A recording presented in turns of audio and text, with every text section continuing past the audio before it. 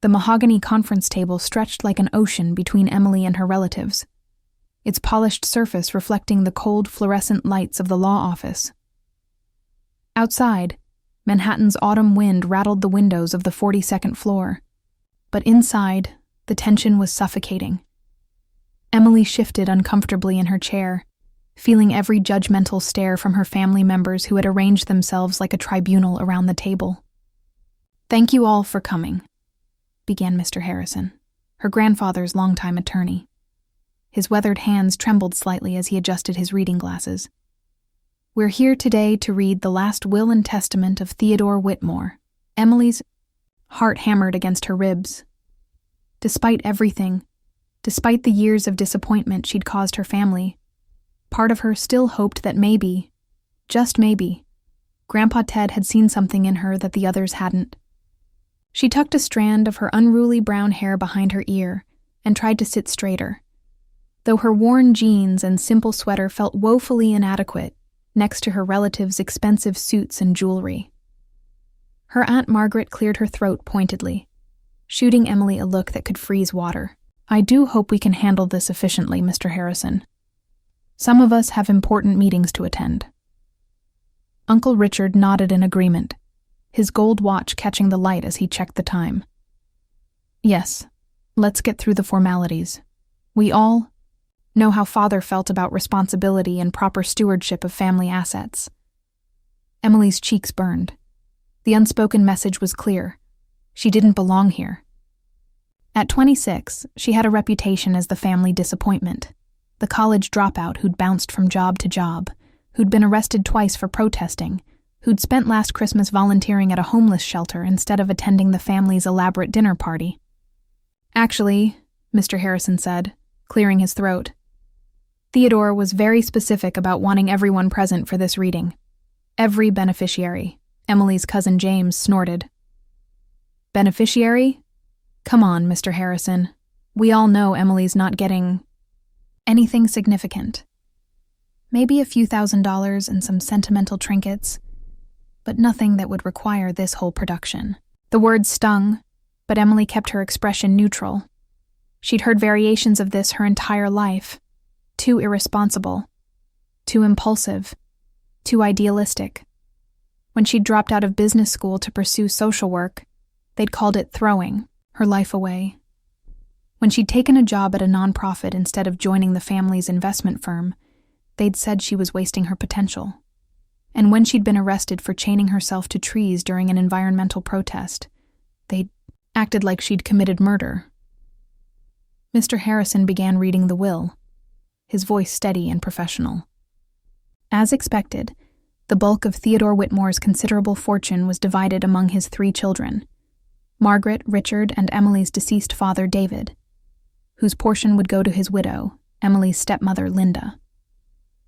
Various properties, investments, and business interests were distributed with mathematical precision.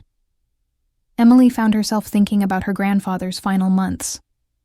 While the rest of the family had made obligatory visits to his bedside, she'd been the one sitting with him during chemotherapy sessions, reading him old adventure novels and listening to his stories about building his empire from nothing. Those moments had felt precious, but now, surrounded by her family's barely concealed disdain, she wondered if she'd imagined the connection they'd shared. "To my beloved granddaughter Emily," Mr. Harrison continued, and Emily's attention snapped back to the present. "I leave my collection of first edition books, my father's pocket watch, and the sum of $50,000. The amount was generous, by most standards, but in the context of her grandfather's multi-million-dollar estate, it was clearly meant as a token gesture." Emily nodded graciously, even as disappointment settled like a stone in her stomach. Margaret leaned forward with a satisfied smile. "That's very generous, Father. Emily, I hope you understand that with such a gift comes responsibility. Perhaps you could use this as a fresh start, maybe go back to school and—" "There's more," Mr. Harrison interrupted, consulting his papers. Theodore also left detailed instructions regarding the family estate in the Hamptons. Emily's heart skipped. Whitmore House had been in the family for 3 generations, a sprawling 20-acre property with a main house, guest cottages, and pristine gardens overlooking the Atlantic Ocean. It was where she'd spent the happiest summers of her childhood, before her father's death had created a rift between her and the rest of the family. The property, Mr. Harrison continued, is to be maintained as a family retreat, with management and decision-making authority granted to whoever demonstrates the greatest commitment to family values and responsible stewardship. After careful consideration of each family member's character and capabilities, Theodore has appointed Margaret as the primary trustee. Emily felt the familiar sting of rejection, but it was no more than she'd expected. Margaret had always been Grandpa Ted's favorite among his children, the one who'd followed his business model, who'd married well and produced successful children. It made sense that she'd inherit the family crown jewel. Margaret's smile was triumphant. "I'm honored by Father's trust. Rest assured, I'll preserve the estate's legacy while ensuring it remains profitable. I'm already in discussions with several high-end event planners about hosting exclusive corporate retreats." The idea of turning her grandfather's beloved home into a commercial venue made Emily's stomach turn, but she bit her tongue. This wasn't her decision to make. Uncle Richard nodded approvingly. "Excellent thinking, Margaret. The property has been underutilized for years. Time to maximize its potential."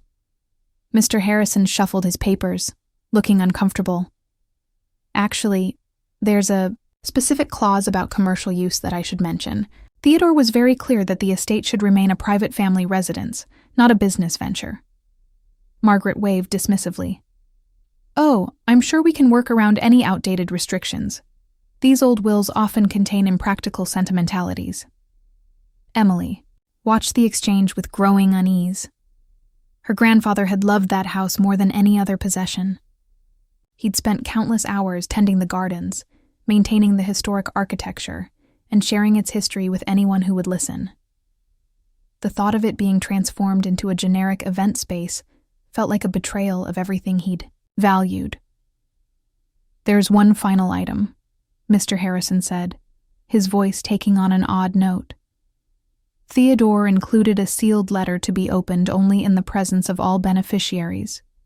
He produced an envelope from his briefcase, heavy cream paper with Theodore Whitmore's distinctive handwriting across the front. As he broke the seal and unfolded the letter, Emily noticed his eyebrows rise slightly. "This is unusual," he murmured, then cleared his throat and began to read. "To my family, if you are hearing this letter, then I have passed on, and you have gathered to divide my earthly possessions. I hope the distribution seems fair and reflects my assessment of each person's character and capabilities." Emily shifted in her seat, sensing something significant was coming. "However," Mr. Harrison continued, "I must confess that this will represent only a portion of my true intentions. I have lived long enough to observe how people behave when they believe they are being watched, versus how they act when they think no one is paying attention. The true measure of a person's character is not what they do to impress others, but what they do when they believe their actions will go unnoticed and unrewarded." The room fell silent except for the distant hum of traffic far below. Emily could feel her pulse quickening. "For this reason, I have established a secondary trust, funded separately from this estate, with instructions that it should be used to purchase the Whitmore house property, should the primary heir fail to uphold the values that have guided our family for generations. The trustee of this secondary fund has been carefully chosen based on years of observation and has already been provided with the resources necessary to act." Margaret's face had gone pale. "What is he talking about? What secondary trust?" "Mr." Harrison's voice grew quieter as he continued reading. "The individual I have chosen for this responsibility may surprise you. It is someone who has consistently chosen compassion over profit, principle over popularity, and service to others over personal gain. Someone who has been dismissed by this family as irresponsible, but whom I have observed making responsible choices when no one was watching." Emily's hands were trembling now. She pressed them flat against her thighs, afraid to hope, afraid to breathe. "Emily," the letter continued, "if you are hearing this, then you know you were not given the estate in my official will. This was intentional. I wanted to see how the family would treat both you and the property when they believed they had complete control. I also wanted to give you the opportunity to choose your own path forward. The room erupted in shocked murmurs, but Mr. Harrison raised his hand for silence and continued reading. 6 months ago, I transferred $5 million to a trust in Emily's name, along with detailed instructions and legal authority to purchase the Whitmore house should she choose to do so. I have also left her additional resources and information that will allow her to make an informed decision about the property's future. Emily felt like she was in a dream. The voices of her relatives seemed to come from very far away as they began talking over each other, demanding explanations, challenging the validity of the arrangement. "This is preposterous," Margaret snapped. "Emily can't possibly be trusted with that kind of responsibility. She's never held a steady job, never showed any interest in business or property management. She's been arrested twice," James added.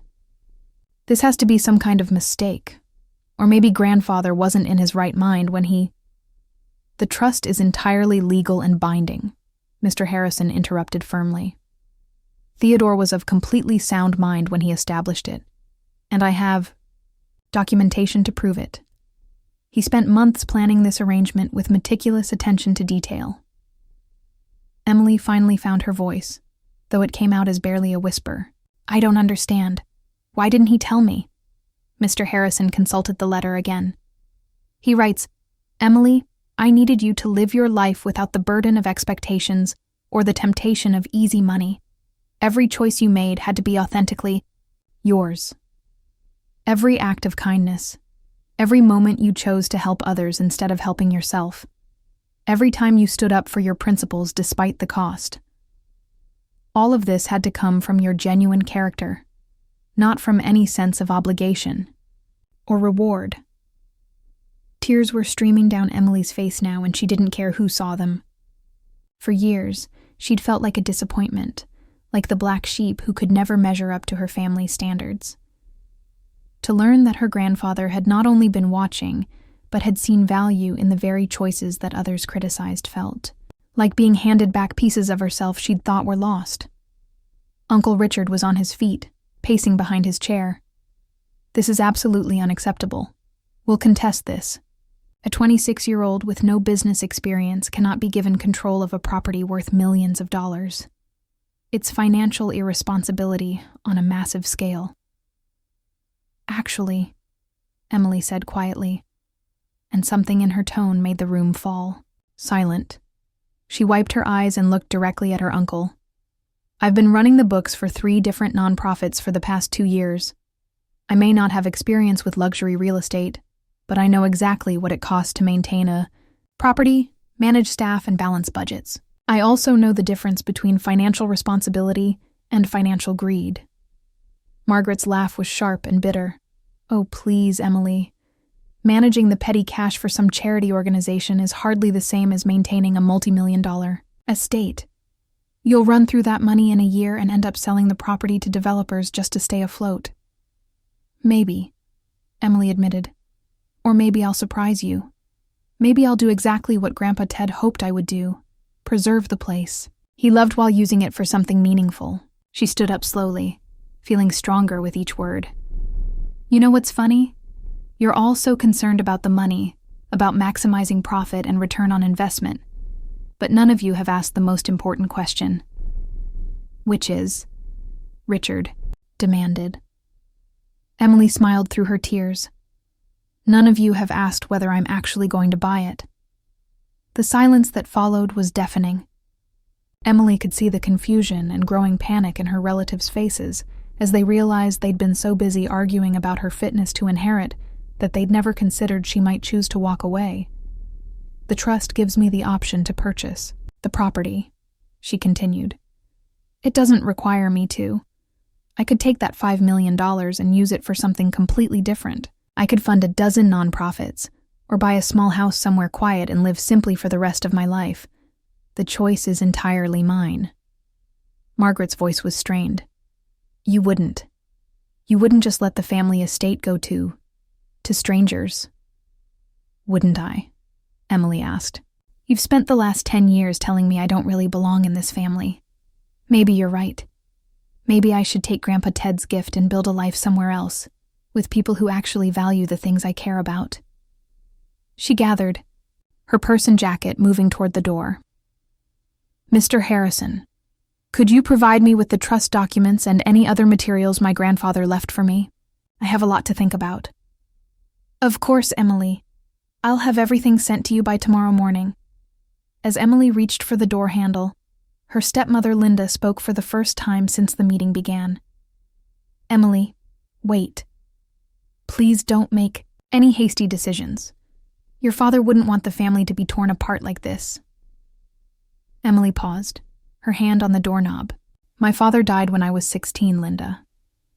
I've spent the last 10 years trying to earn a place in a family that sees me as a burden. Maybe it's time I stopped trying and started building something of my own. She opened the door and stepped into the hallway, leaving behind a room full of stunned relatives and a lifetime of trying to be someone she wasn't. For the first time in years, Emily felt like she could breathe freely. As the elevator carried her down to street level, she thought about her grandfather's letter and the impossible choice he'd given her. She had the power to buy the family estate, but she also had the power to walk away from everything the Whitmore name represented.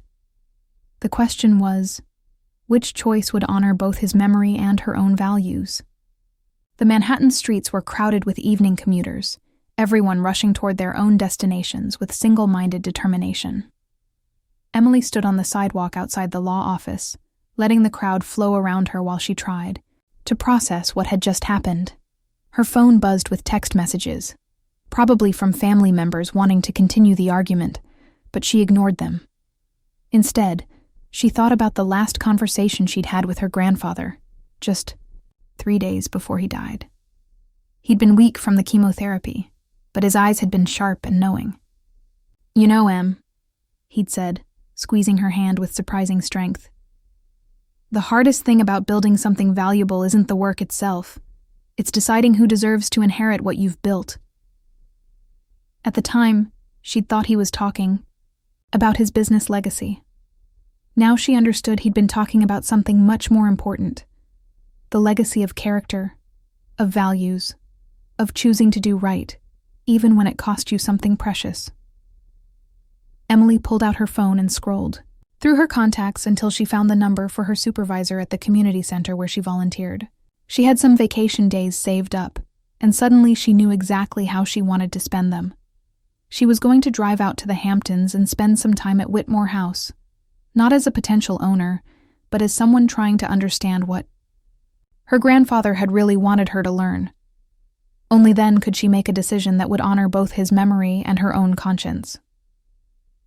As she walked toward the subway station, Emily felt something she hadn't experienced in years. The sense that she was exactly where she was supposed to be, doing exactly what she was meant to do.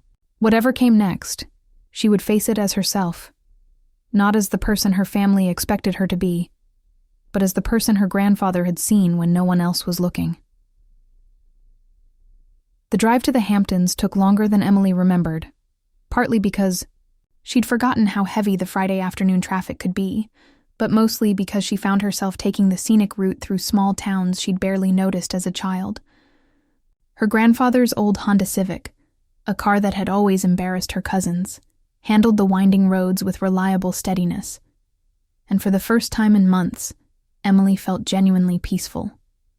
She'd taken a week off from her job at the East Village Community Center, telling her supervisor Marcus only that she had some family business to handle. Marcus, who'd become both a mentor and a friend over the past 2 years, had taken one look at her face and told her to take as much time as she needed. Family stuff can be complicated, he'd said, not pushing for details. Just remember that you get to choose what kind of person you want to be, regardless of what anyone else expects. Now, as Emily turned onto the familiar tree-lined road that led to Whitmore House, those words echoed in her mind.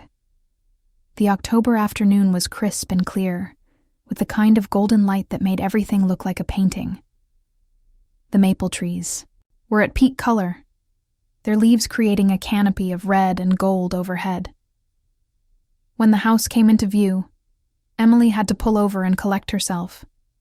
She'd prepared for the wave of memories, but she hadn't expected the physical reaction, the tightness in her chest, the sudden sting of tears. Whitmore House stood exactly as she remembered it, a sprawling Victorian mansion with wraparound porches, gabled windows, and weathered shingles that had turned silver gray from decades of salt air. The property stretched from the main road down to a private beach with gardens that her grandfather had personally designed and maintained. Even from the car, Emily could see that the landscaping was immaculate. Someone had been caring for the place with obvious love and attention to detail. She drove slowly up the circular driveway, noting that the flower beds were perfectly maintained and the lawn was recently cut. Her grandfather had been gone for only 3 weeks, but already Emily could see small signs of change, a window shutter that was slightly askew, leaves beginning to accumulate in the corners of the porch. Emily parked near the main entrance and sat for a moment, gathering her courage. Mr. Harrison had provided her with keys and security codes, explaining that her grandfather had specifically wanted her to have access to the property during her decision-making period. Still, walking into the house felt like trespassing on sacred ground. The front door opened with the same familiar creak she remembered from childhood. Emily stepped into the grand foyer, breathing in the scent of old wood and lavender, her grandmother's favorite fragrance, which seemed to have permanently infused the house's atmosphere. Late afternoon sunlight streamed through the stained glass windows, casting colorful patterns across the polished hardwood floors. For a few minutes, Emily simply stood there, letting the memories wash over her. This was where she'd spent the happiest summers of her childhood, before her father's death had changed everything. She could almost hear the echo of her younger self running through these halls, her grandfather's laughter mixing with the sound of her footsteps. Slowly, she began to explore the house room by room. The formal living room looked exactly as it had during her last visit 5 years ago, when she'd come for Christmas dinner and ended up leaving early after a heated argument with Margaret about her lifestyle choices. The dining room still housed her great-grandmother's china collection, and the library maintained her grandfather's careful organization system, with books arranged by subject and author. It was in the library that Emily found the first surprise.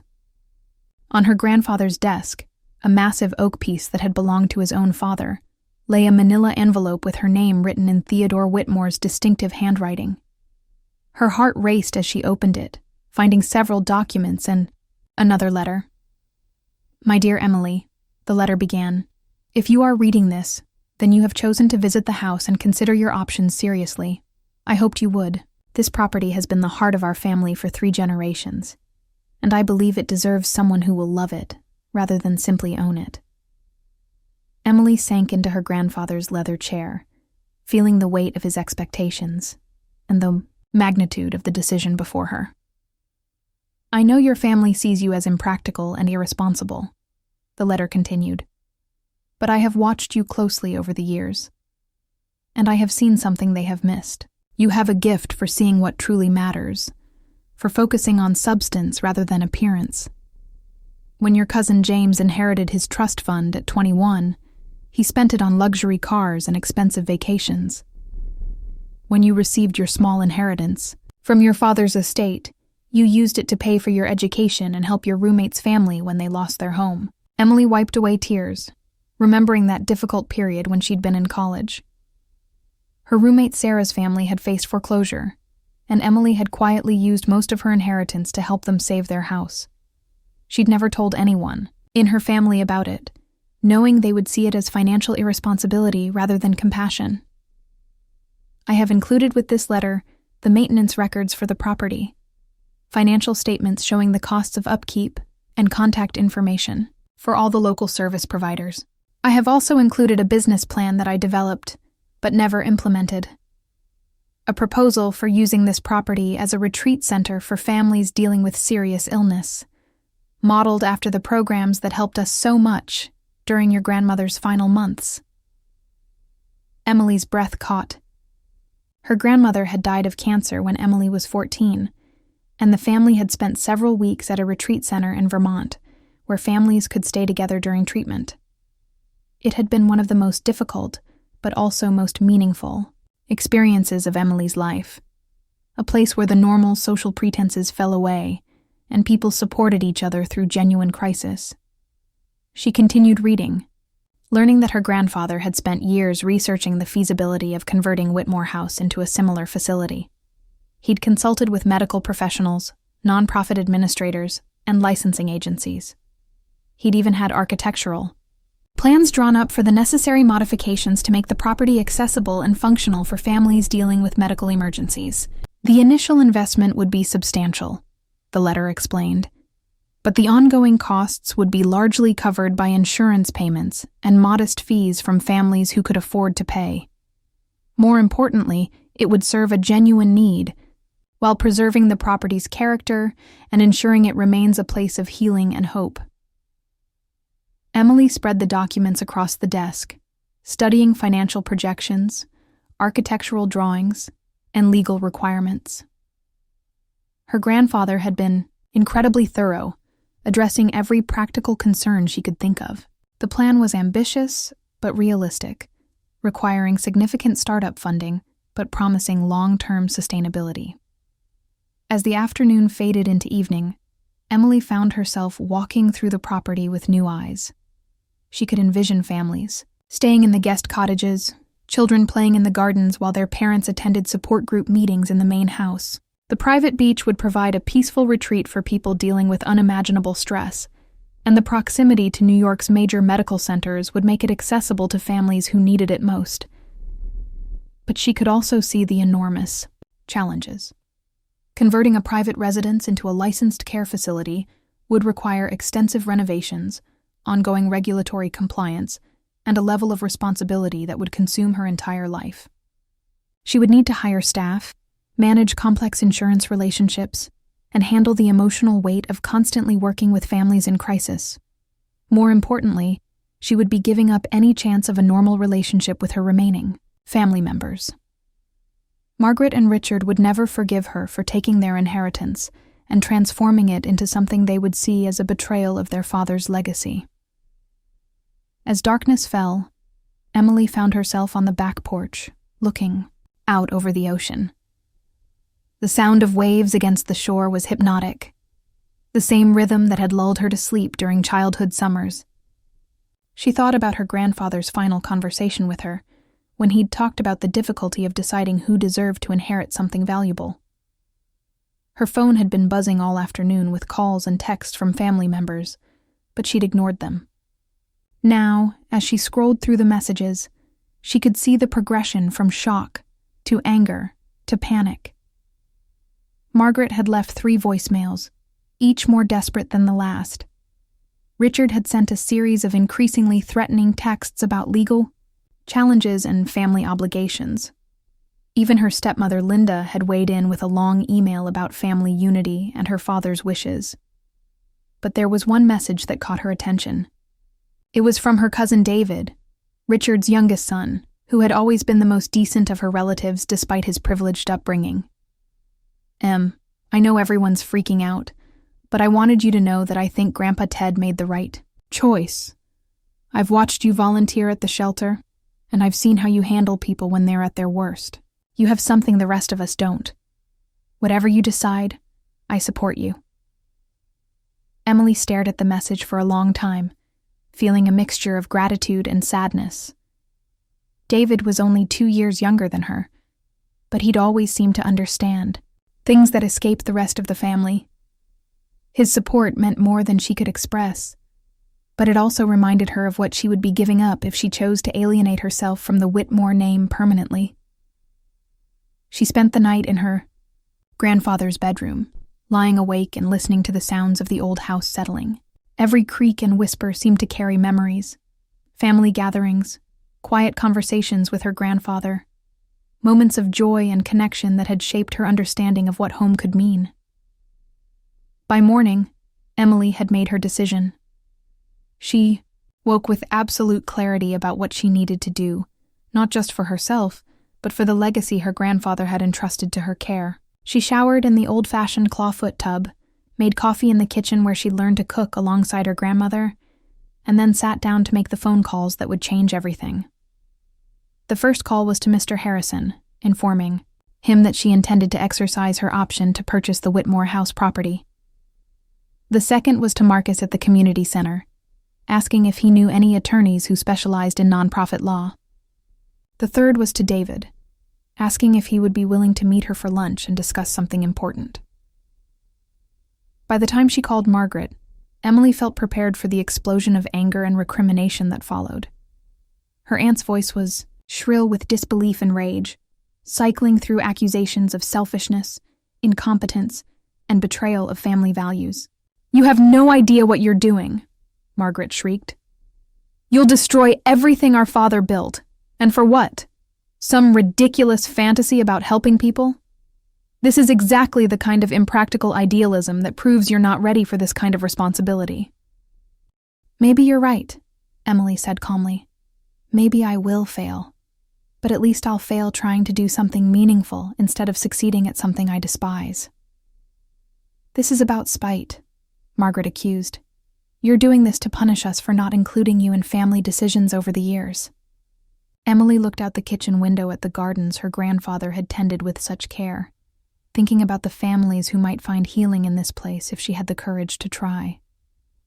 "No," she said finally. "This is about love. Grandpa, Ted loved this place, and he loved the idea that it could be used to help people during the worst moments of their lives. I'm going to honor that love, even if it means disappointing people who never believed in me anyway." She ended the call and spent the rest of the morning walking through the property one more time, this time taking detailed notes and measurements. She had work to do, and she wanted to understand exactly what she was committing herself to. The transformation wouldn't happen overnight. Emily estimated it would take at least 18 months to complete the necessary renovations and licensing requirements. She would need to hire architects, contractors, medical consultants, and administrative staff. She would need to establish relationships with hospitals, insurance companies, and social service agencies. Most challenging of all, she would need to find a way to fund the ongoing operations while maintaining the property's character and ensuring that no family would ever be turned away because of inability to pay. It would require the kind of careful financial planning and business acumen that her family had always insisted she lacked. But as Emily stood in the library that afternoon, surrounded by her grandfather's carefully preserved books and the business plan he'd developed in secret, she felt more confident than she had in years.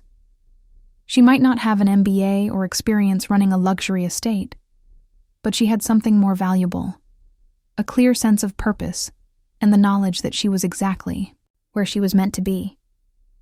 That evening, she drove back to Manhattan with a trunk full of documents and a head full of plans. She had 6 months to finalize the purchase and begin the transformation of Whitmore House.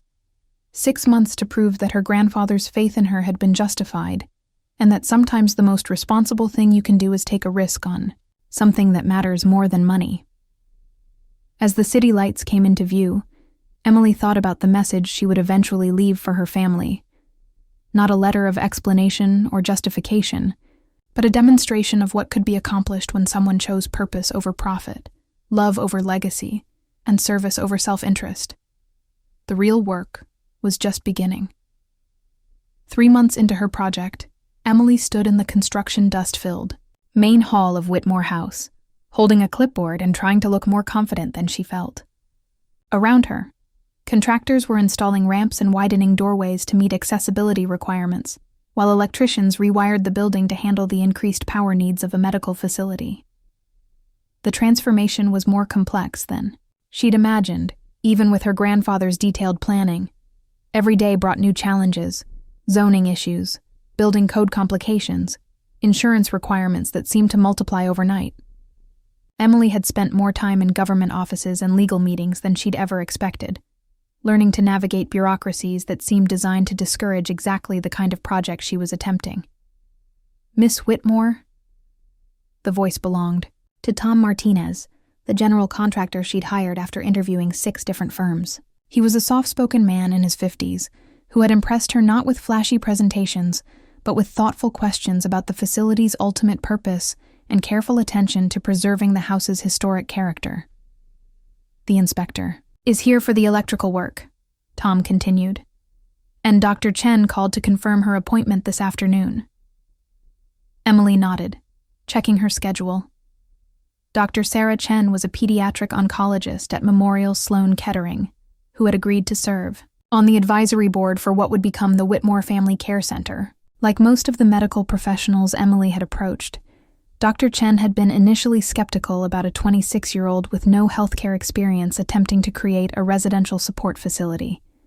But when Emily had explained her grandfather's vision and shown her the detailed plans he'd developed, Dr. Chen's skepticism had transformed into cautious enthusiasm. "There's definitely a need for this kind of place," Dr. Chen had said during their first meeting. "Families dealing with serious illness often find themselves isolated and overwhelmed. Having a supportive environment where they can stay together while accessing medical care could make an enormous difference in outcomes and quality of life." Now, as Emily prepared for their afternoon meeting, she felt the familiar mixture of excitement and terror that had become her constant companion. The project was consuming every aspect of her life: her savings, her time, her emotional energy. She'd moved into one of the guest cottages on the property, partly to oversee the construction, and partly because she could no longer afford her Manhattan apartment. The financial reality was more challenging than her grandfather's projections had suggested. The initial $5 million was covering the property purchase and basic renovations, but the ongoing operational costs would require a sophisticated funding model that combined insurance payments, private donations, and grants from foundations.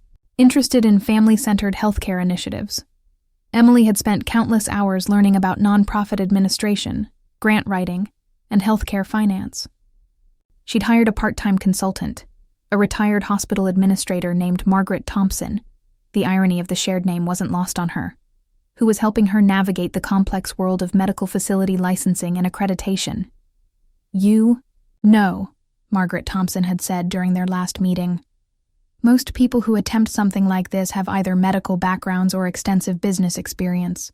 You're essentially trying to create a hybrid of a medical facility, a hotel, and a therapeutic community center. It's ambitious to the point of being slightly crazy." "But?" Emily had prompted, sensing there was more. "But sometimes, crazy is exactly what's needed. The traditional models aren't serving families well, and you're approaching this with fresh eyes and genuine compassion. If you can survive the startup phase and establish sustainable operations, you might create something truly innovative." Emily clung to that encouragement during the difficult moments, which seemed to multiply as the project progressed. The most challenging aspect wasn't the construction or the bureaucracy. It was dealing with her family's ongoing hostility and attempts to sabotage her efforts. Richard had made good on his threat to pursue legal challenges, hiring an attorney, to contest the validity of the secondary trust, and claiming that Theodore Whitmore had not been of sound mind when he established Emily's inheritance. The legal battle was consuming time and resources Emily couldn't spare, forcing her to hire her own attorney and spend days in depositions and court hearings. Margaret had taken a different approach, using her social connections to spread rumors about Emily's competence and the project's viability. Several potential donors had withdrawn their interest after receiving calls questioning Emily's background and experience. 2 contractors had canceled their contracts after Margaret's husband made subtle threats about future business relationships. But the most painful sabotage attempts were the personal ones. Her stepmother Linda had contacted Emily's former employers and college acquaintances, spreading stories about her arrest record and painting her as an unstable activist who couldn't be trusted with serious responsibility. The Whisper campaign was sophisticated and effective, designed to undermine Emily's credibility without being overtly actionable. The isolation was sometimes overwhelming. Emily had maintained her friendship with Marcus from the community center, and David continued to offer moral support, but most days she felt utterly alone in her mission. She would work until exhaustion, then lie awake at night wondering if her family was right, if she was indeed too naive and inexperienced to pull off something this complex. It was during one of these dark moments that she received an unexpected visitor. Emily was reviewing architectural plans in the main house library when she heard a car in the driveway. Through the window, she saw a silver BMW that she didn't recognize. A moment later, the doorbell rang. Standing on the front porch was a woman, about her own age, professionally dressed, but with an expression of nervous determination that Emily found familiar. "Are you Emily Whitmore?" the woman asked. "My name is Rachel Kim. I'm a social worker at New York Presbyterian, and I heard about what you're trying to do here." Emily invited Rachel inside, curious about this unexpected visit. As they settled, in the library with coffee, Rachel explained that she'd learned about the Whitmore Family Care Center through Dr. Chen, who had mentioned the project during a case conference. "I work with families dealing with pediatric cancer," Rachel said. "Every day I see parents who are trying to hold their lives together while their child receives treatment. They're sleeping in hospital chairs, eating vending machine food, and trying to maintain some sense of normalcy for their other children. The stress destroys families, even when the medical treatment is successful." Emily nodded, understanding immediately. This was exactly the problem her grandfather had hoped to address. "When Dr. Chen told me about your project, I had to come see it for myself," Rachel continued. "If this works, if you can create a place where families can stay together and maintain some stability during treatment, it could change everything. For the families I work with." For the first time in weeks, Emily felt a surge of hope. Here was someone who understood not just the concept, but the desperate need it would address. Rachel spent the next 2 hours touring the property, asking detailed questions about capacity, services, and operational plans. Her enthusiasm was infectious, and by the end of the visit, she had volunteered to serve on the advisory board and help with family intake procedures. "You know," Rachel said as she prepared to leave, "there's something else you should know. Word about this project is starting to spread in the medical community. Not everyone is skeptical. A lot of healthcare professionals are excited about what you're attempting."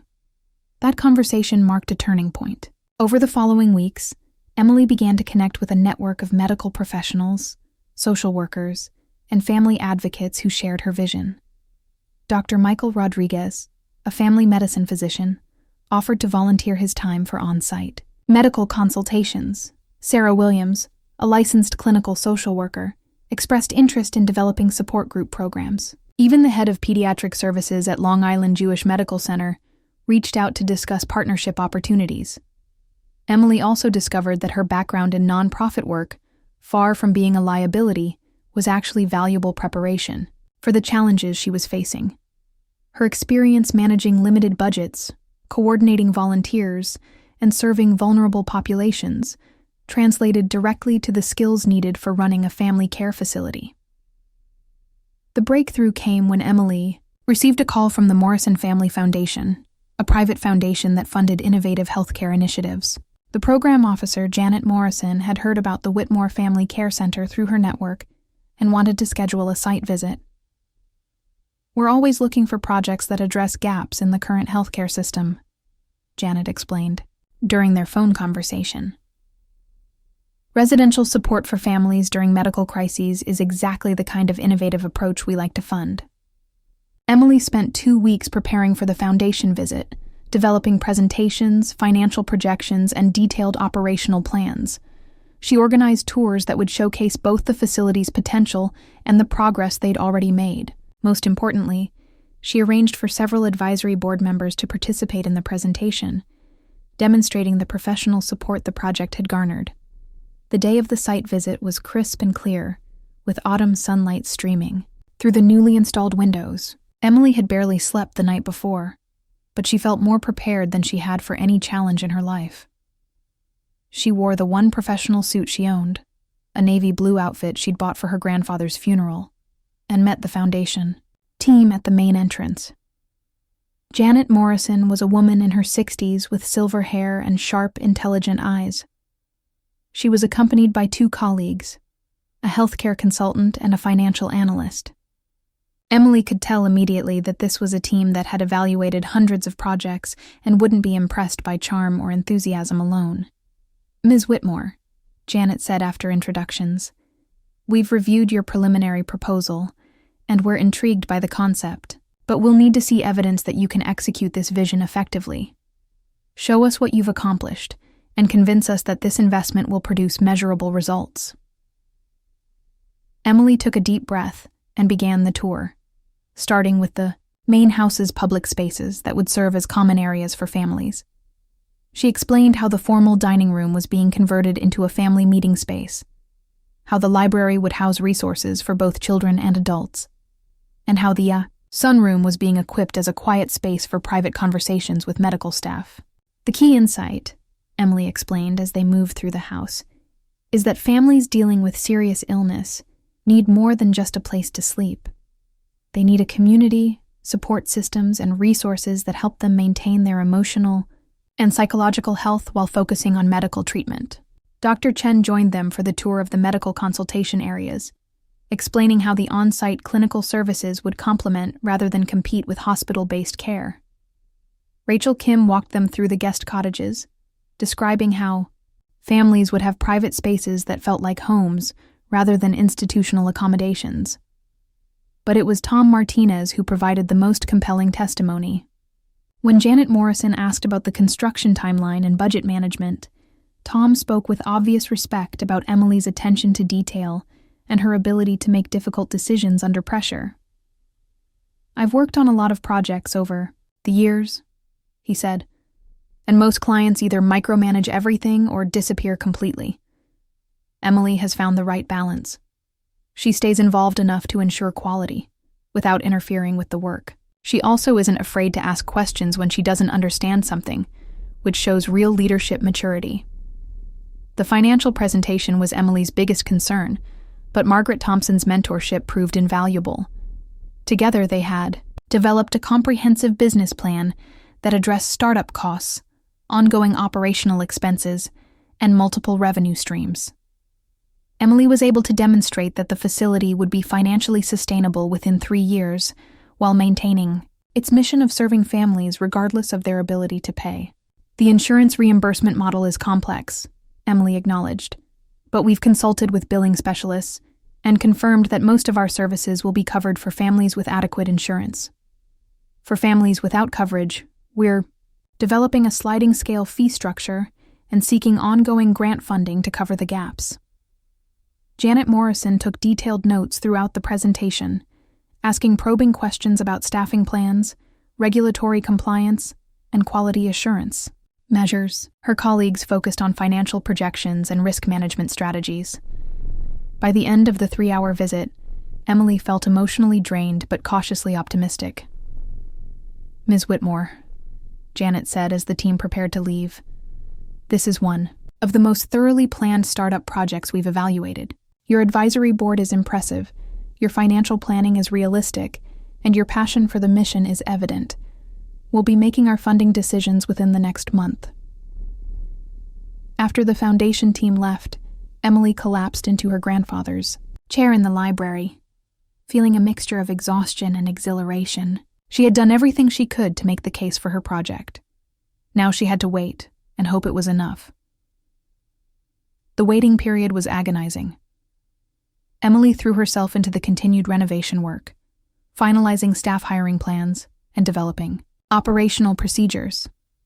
She also had to deal with escalating pressure from her family, who had learned about the foundation visit and were increasingly desperate to stop her project.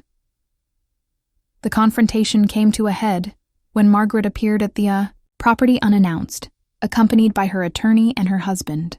Emily was reviewing contractor schedules in the main house when they barged through the front door without knocking. "This has gone far enough," Margaret announced, her voice echoing through the construction-filled hall. "You're destroying our family's legacy, and we won't stand for it any longer." Emily looked up from her paperwork, feeling surprisingly calm. "Margaret, this is private property. You're trespassing. This property belongs to our family," Margaret's husband interjected. "You've stolen it through some kind of manipulation of a sick old man, and we're going to prove it in court." The attorney stepped forward with official-looking documents. "Ms. Whitmore, we're prepared to offer you a settlement. $5 million in cash, immediate cessation of all legal challenges, and restoration of your standing in the family. All you have to do is abandon this ridiculous project and transfer the property to its rightful heirs." Emily studied the documents for a moment, then looked up at her aunt's face. Margaret looked desperate and angry, but underneath the hostility, Emily could see something else. Fear. Fear that Emily might actually succeed, proving that the family's assessment of her had been wrong all along. "No," Emily said simply, handing the documents back. "I'm not interested in your settlement." "You're making a terrible mistake," Margaret warned. "You have no idea what you're doing, and when this project fails, and it will fail, you'll have nothing left. No money, no family, no future." Emily stood up slowly, feeling the weight of her grandfather's presence in the room. "Maybe you're right. Maybe I will fail. But at least I'll fail trying to honor the values that Grandpa Ted actually cared about, instead of succeeding at betraying everything he stood for." She walked to the front door and held it open. "Please leave. If you want to continue your legal challenges, you can do it through the courts, but you're not welcome on this property." After they left, Emily sat alone in the library thinking about the choice her grandfather had given her and the path she had chosen to take. In 2 weeks, she would learn whether the Morrison Foundation would fund her project.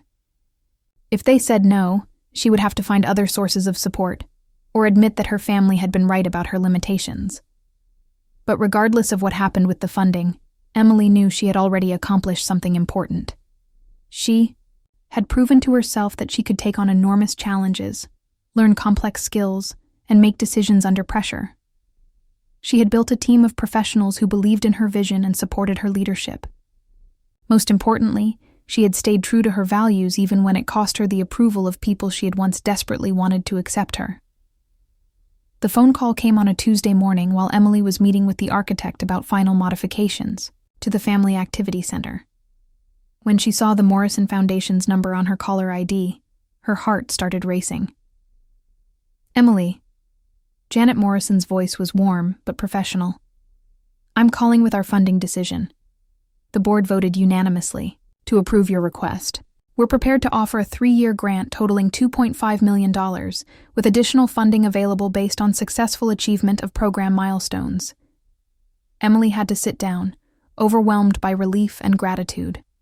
The grant wouldn't cover all of her operational costs, but it would provide the foundation for a sustainable program and the credibility to attract additional donors. "There is one condition," Janet continued. "We want you to document this project carefully and share your model with other communities interested in developing similar programs. If the Whitmore Family Care Center succeeds, we want to help replicate it in other locations." As Emily hung up the phone, she realized that her grandfather's vision was about to become reality. In 6 months, the first families would arrive at Whitmore House, finding refuge and support during the most difficult periods of their lives. The property that had been a source of family conflict would become a place of healing and hope. She walked out to the back porch, looking over the gardens that were now being designed as therapeutic spaces for children and families. The ocean stretched endlessly before her, the same view that had comforted her during childhood summers. But now she saw it with different eyes, not as an escape from responsibility, but as a symbol of the vast possibilities that opened up when someone had the courage to choose purpose over profit, love over legacy. The real work was just beginning. 6 months later, Emily stood in the main entrance of the Whitmore Family Care Center, watching as the first families arrived for what would become a transformative experience for all of them. The October morning was crisp and bright, with the kind of clear light that made everything seem possible. The renovations were complete, the staff was trained, and after 18 months of planning and construction, they were finally ready to open their doors. The first family to arrive was the Johnsons, parents in their 30s with a 6-year-old daughter named Maya, who was receiving treatment for leukemia at Memorial Sloan Kettering. They had driven from their home in Pennsylvania, their car packed with the accumulated belongings of a family that had been living in hospital waiting rooms and Ronald McDonald House facilities for the past 3 months. "Welcome to Whitmore," Emily said, greeting them at the door. "I'm Emily, and I'm here to make sure you have everything you need during your stay." Mrs. Johnson looked exhausted, but hopeful as she surveyed the welcoming interior. "It's beautiful." "Maya, look at those windows!" Maya, pale from chemotherapy but with bright, curious eyes, was already exploring the main hall with its child-friendly reading nook and interactive art displays. The space had been designed specifically to feel like a home rather than an institution, with comfortable furniture, warm lighting, and personal touches that made families feel welcomed rather than processed. Dr. Chen had arrived early to oversee the medical orientation process, and Emily watched with satisfaction as she explained to the Johnsons how the on-site clinical services would coordinate with Maya's hospital-based treatment. Rachel Kim was there as well, ready to connect the family with support services and help them navigate the complex logistics of managing a serious illness while maintaining family relationships. The second family arrived an hour later, the Garcias, whose teenage son Carlos was recovering from a traumatic brain injury sustained in a car accident. They were followed by the Patel family, whose infant daughter had been born with a complex heart condition requiring multiple surgeries. By noon, all 6 family units that would comprise the center's first full resident group had arrived and were settling into their accommodations. Emily moved through the day in a state of controlled excitement, handling the inevitable small crises and logistical challenges, while marveling at how smoothly the larger systems were functioning. The months of planning were paying off as families found their way around the property, staff members stepped seamlessly into their roles, and the various support services began to integrate into a coherent program. But the most meaningful moment came that evening, during the center's first family dinner. Emily had always envisioned this gathering as the heart of the program, a time when families dealing with similar challenges could connect and support each other while sharing a meal in a beautiful, peaceful setting. The dining room had been restored to its original elegance while being made completely accessible and family-friendly. The long mahogany table that had hosted formal Whitmore family dinners for 3 generations now accommodated high chairs and wheelchairs, medication schedules and dietary restrictions, the controlled chaos of families learning to find joy in the midst of crisis. As Emily looked around the table, she saw Maya Johnson laughing with Carlos Garcia's younger sister, both children momentarily forgetting the medical challenges that had brought them here. She saw parents sharing contact information and offering practical advice about navigating insurance companies and treatment protocols. Most importantly, she saw the beginning of the supportive community that her grandfather had envisioned when he first conceived this project. "Emily," Dr. Chen said quietly, joining her at the edge of the room, "this is remarkable. I've worked with families in crisis for 15 years, and I've never seen anything quite like this. You've created something genuinely special here." Emily felt tears of gratitude and accomplishment, but before she could respond, her phone buzzed, with a text message that made her heart skip. It was from David. "Turn on Channel 7 News at 11 p.m. Trust me." Later that evening, after the families had settled into their cottages and the staff had completed their first-day debriefings, Emily sat in her grandfather's library watching the local news. She had no idea what David wanted her to see, but she'd learned to trust his instincts about family dynamics. The story came on halfway through the broadcast, introduced by the anchor as a feature about innovative approaches to family-centered healthcare. To Emily's amazement, the segment began with aerial footage of the Whitmore Family Care Center, showing the beautifully restored main house and guest cottages nestled among the autumn gardens. In the Hamptons, a young woman has transformed a family estate into something unprecedented. The reporter's voice narrated over footage of families arriving that morning. The Whitmore Family Care Center represents a new model for supporting families dealing with serious medical challenges.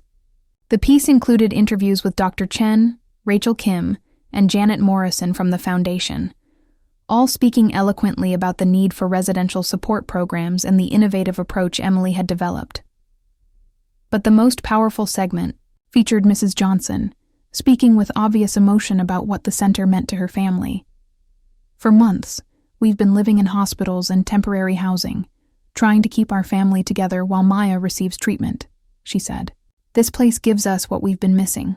A home where we can be together, where Maya can play and laugh, where we can remember that we're more than just a medical case.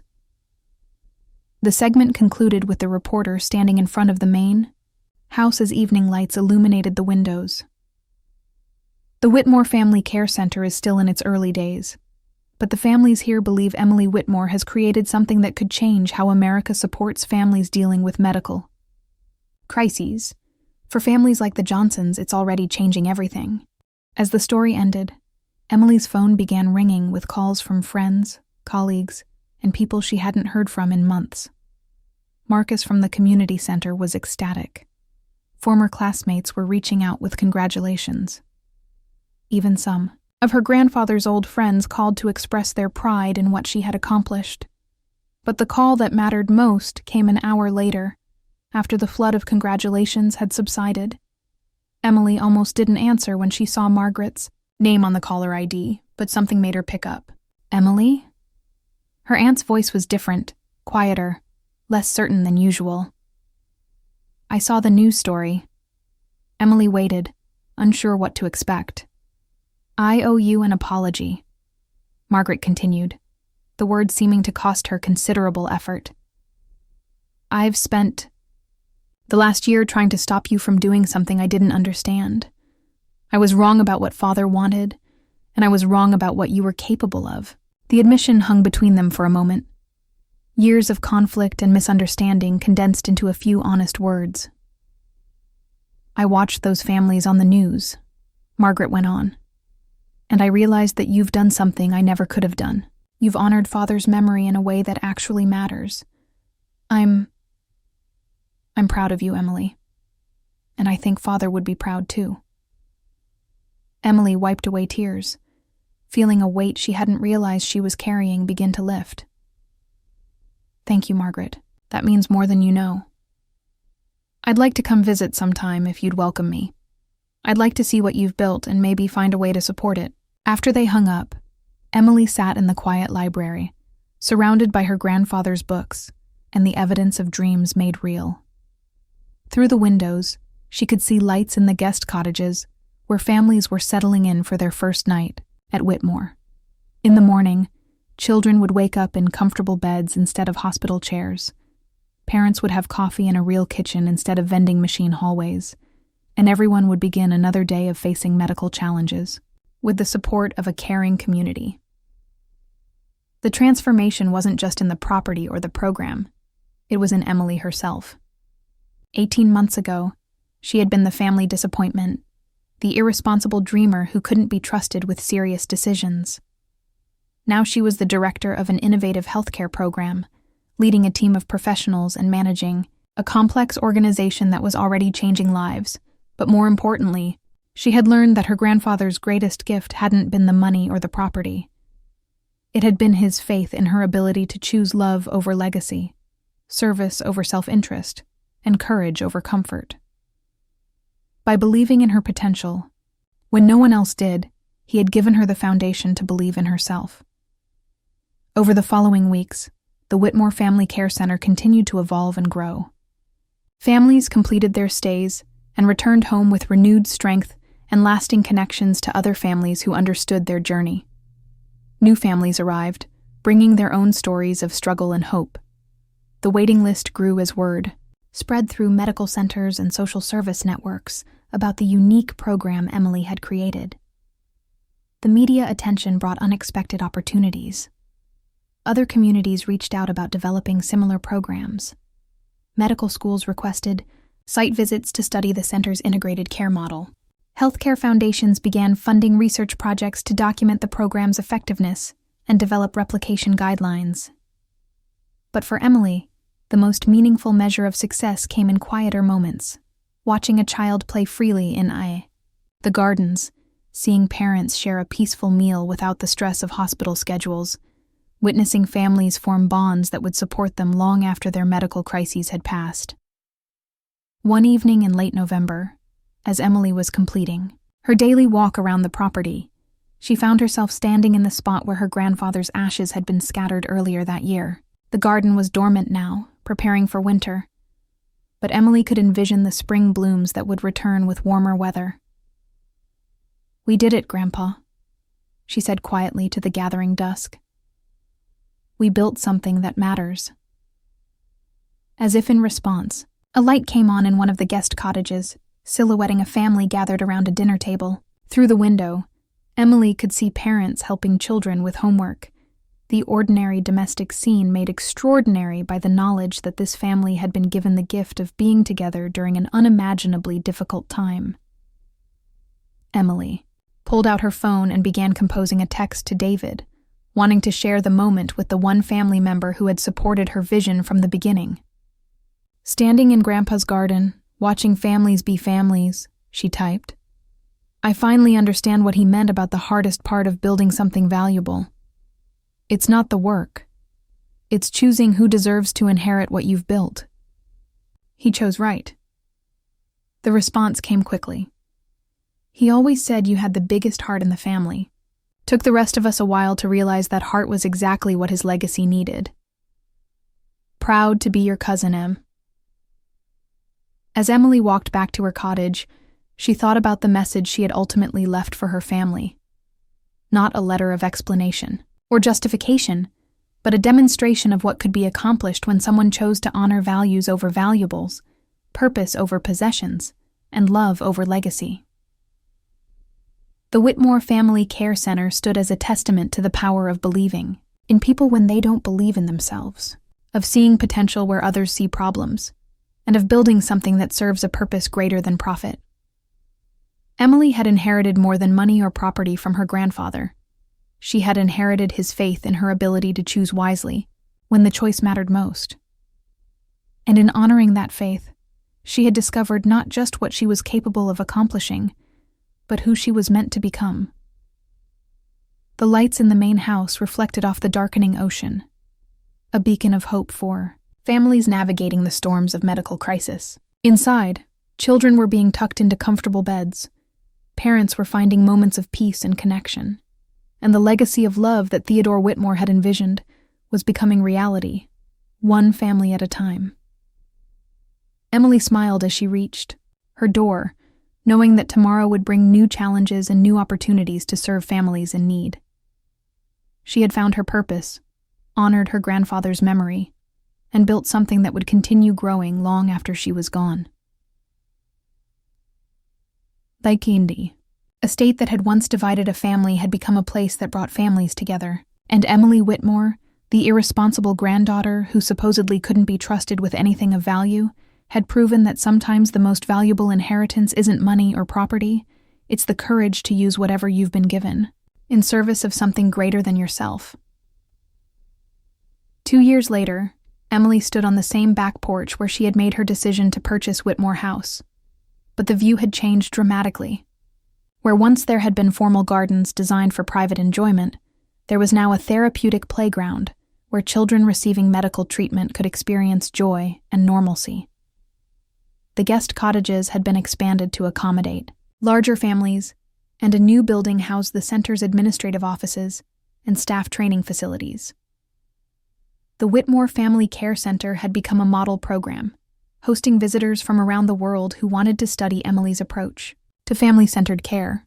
3 similar centers had opened in other states, funded by a combination of private foundations and healthcare systems that had seen the measurable benefits of supporting families during medical crises.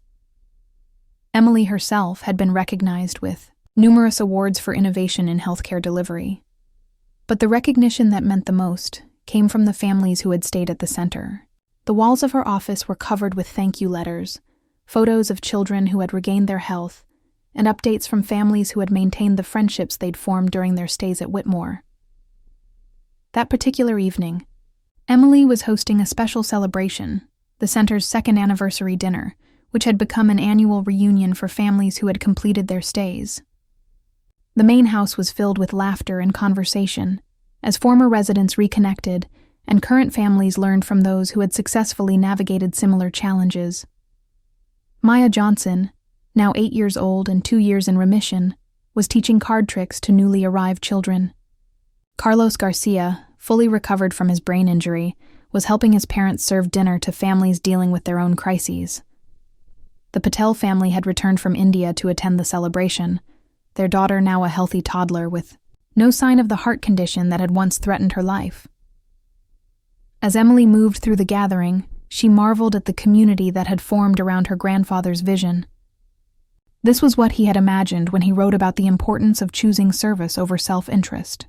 A place where strangers became family, where support flowed naturally between people who understood each other's struggles, where healing happened not just through medical treatment, but through human connection. "Emily!" a familiar voice called out, and she turned to see Margaret approaching with a warm smile. Her aunt had become one of the center's most dedicated supporters, serving on the board of directors and using her business connections to secure corporate sponsorships. The transformation in their relationship had been one of the unexpected gifts of Emily's journey. "The Hendersons just arrived," Margaret said, referring to a family that would be staying at the center while their son received treatment for a rare genetic condition. "They're a bit overwhelmed, but I think Maya's already adopted their daughter." Emily looked across the room to see Maya Johnson leading a shy girl her own age toward the children's activity area, chattering enthusiastically about the center's programs and the friends she would make during her stay. It was a scene that repeated itself regularly, as families who had found healing at Whitmore paid forward the support they had received. Later that evening, after the celebration had wound down and the families had returned to their cottages, Emily found herself in her grandfather's library with David and Margaret, looking through photo albums from the center's first 2 years. "Look at this one," David said, pointing to a picture of Emily covered in paint from a family art therapy session. "Remember when you were convinced you had no idea what you were doing?" Emily laughed, remembering the terror and uncertainty of those early months. "I still don't know what I'm doing half the time. The difference is that now I have an amazing team who helps me figure it out." Margaret set down the album she'd been reviewing and looked at Emily with an expression of profound respect. "You? No. I've been thinking about what Father really left you in that trust. It wasn't just money or property. It was permission to become exactly who you were meant to be." "What do you mean?" Emily asked. "He saw something in you that the rest of us missed," Margaret explained. "Your compassion, your ability to see what really matters, your courage to take risks for something you believe in. We kept trying to change you into someone more conventional, more predictable. But he understood that your unconventional qualities were exactly what the world needed." Emily felt tears gathering, touched by her aunt's words and by the journey that had brought them to this moment of understanding. "I think he knew that giving you a traditional inheritance would have robbed you of the chance to discover your own strength," Margaret continued. "By making you choose, by forcing you to take risks and face challenges, he gave you something more valuable than money. He gave you confidence in your own judgment and the satisfaction of building something meaningful with your own hands." As they prepared to leave that night, David handed Emily an envelope. "I almost forgot. This came for you today. It's from the Whitmore Family Foundation." Emily looked at him in confusion. "What foundation?" "We don't have a family foundation." "We do now," Margaret said with a mysterious smile. "David and I have been working on it for months. We're establishing an endowment to support family care, centers like this one, and we want you to oversee the grant-making process." Emily opened the envelope with shaking hands, finding documents that established a multi-million-dollar foundation dedicated to replicating the Whitmore model in communities across the country. The funding would come from Margaret and Richards, portions of their father's estate, along with contributions from other family members who wanted to support Emily's work. "I don't understand," Emily said, overwhelmed by the magnitude of the gift. "Why would you?" "Because you showed us what it really means to honor our father's legacy," Margaret said simply. "We spent so much time fighting over what he left us that we forgot to ask what he would have wanted us to do with it. You answered that question, and now we want to help you share that answer with the world." 6 months later, Emily stood in the Rose Garden at the White House, accepting the Presidential Award for Excellence in Community Service. The recognition was for her work developing innovative models of family-centered healthcare, but as she shook hands with the president and posed for photos, Emily's thoughts were with her grandfather and the impossible choice he had given her. In her acceptance speech, She spoke about the importance of believing in people's potential, even when they don't believe in themselves, about the power of choosing service over self-interest, and about the legacy that comes not from what we accumulate, but from what we contribute. My grandfather could have given me a comfortable inheritance and a predictable life, she told the assembled crowd. Instead, he gave me something infinitely more valuable, the chance to discover what I was capable of when I stopped trying to meet other people's expectations and started following my own conscience. The speech was broadcast nationally, and the phones at Whitmore Family Care Center rang for days with calls from families needing services, communities wanting to establish their own centers, and individuals inspired to find their own ways of serving others. But the call that meant the most to Emily came from Mrs. Johnson, Maya's mother, who had seen the ceremony on television. "Emily," she said, her voice warm with affection, "I just wanted you to know that watching you accept that award, I couldn't help thinking about the first day we arrived at Whitmore. Maya was so sick, and we were so scared and exhausted. You welcomed us like family, and you gave us exactly what we needed most: hope." "How is Maya doing?" Emily asked, as she always did when the Johnsons called. "She's thriving. 4th grade, soccer team, art classes, everything we dreamed of during those dark months. But more than that, she's become someone who looks for ways to help other people. She volunteers at the hospital now, reading to younger kids who are receiving treatment. She says she learned at Whitmore that when you're given something precious, you have to share it with others." After the call ended, Emily sat in her office, surrounded by the evidence of dreams made real. Through her window, she could see families walking in the gardens, children playing on equipment designed to accommodate medical devices, parents sharing quiet conversations in spaces created for both privacy and community. The irresponsible granddaughter, who had supposedly been too impractical to inherit anything of value, had built something that would outlast any traditional legacy. She had proven that sometimes the greatest inheritance isn't what you're given, but what you choose to do with whatever you receive. Emily opened her laptop and began writing in the journal she'd been keeping since the day she first visited Whitmore, House as its potential owner. Today's entry began. "Grandpa Ted always said that the hardest part of building something valuable is deciding who deserves to inherit what you've built. I understand now that he wasn't talking about deserving, he was talking about choosing. He chose to believe in the person I could become, instead of accepting the person I thought I was.